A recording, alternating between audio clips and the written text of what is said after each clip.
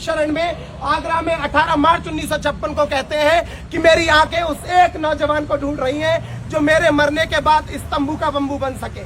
मैं first attempt NEET qualify हूं, MBBS की सीट को छोड़कर चीवर लिया। मेरी आई हिस्ट्री की प्रोफेसर है, पापा जीएसटी इंस्पेक्टर, घर में 4 क्लास पर ऑफिसर है। जरूरत नहीं है बाहर निकल के घूमने की। कृतज्ञ है इसलिए 1000 किलोमीटर दूर से नागपुर में पड़े हैं क्योंकि नागपुर के लोगों को आकर धम्म दिया।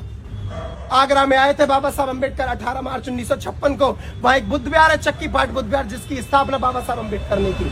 बाबा साहब अम्बेडकर वहां खड़े होकर रोए और ये कहते हैं कि मेरी आंखें उस एक नौजवान को ढूंढ रही हैं जो मेरे मरने के बाद इस तंबू का बंबू बन सके। आज आंखें दूर दूर तक देख रही हैं, एक नौजवान खड़े होने को तैयार नहीं है। हम चाहते तो हैं कि अम्बेडकर बने, लेकिन अपने घर में पैदा नहीं होना चाहिए क्योंकि त्याग नहीं करने चाहते हम लोग, और जब तक कुछ त्यागोगे नहीं तब तक कुछ मिल नहीं सकता। अरे फूंक दो जवानियों को समाज के पीछे, निजी उद्देश्यों को त्यागो। जिस दिन समाज के लिए लड़ना शुरू कर दिया उस दिन समाज सर पे बिठा के रखता है, मेरा पर्सनल एक्सपीरियंस कहता है।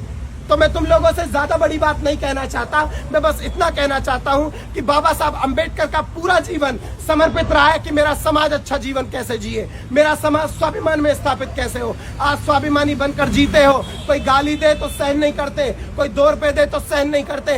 तो जिस तरीके से अपने स्वाभिमान को बचा रहे हो उसी प्रकार समाज को बचाना शुरू करो। समाज में अंदर ही अंदर आग लग रही है, याद रखो जिस दिन बगल के घर जलेंगे बचेगा तुम्हारा भी नहीं। तो कृतज्ञता में आओ इस चीज के कि वो थे तो हम हैं तो समाज है, और समाज है तब तक हम लोग सुरक्षित रहेंगे क्योंकि समाज से हम हैं, हमसे समाज नहीं है। आप लोगों ने सुना, बहुत बहुत साधुवाद। नमो बुद्धाय।